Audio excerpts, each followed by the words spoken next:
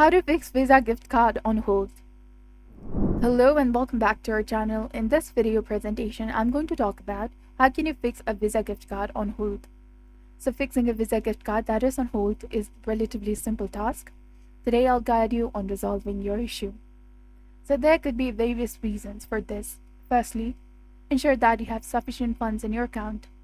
Secondly, there might be server issues. In such cases, wait for a few minutes and try again. If the problem persists, the last reason could be that your Visa gift card is either blocked or inactive. To address this issue, contact the customer service team and they should get back to you and help you accordingly. The contact details should be provided in the packaging as well, so reach out to them through the call or the email, explaining that your specific Visa gift card is not functioning and is on hold. So they'll assist you in resolving this matter quickly and easily on time.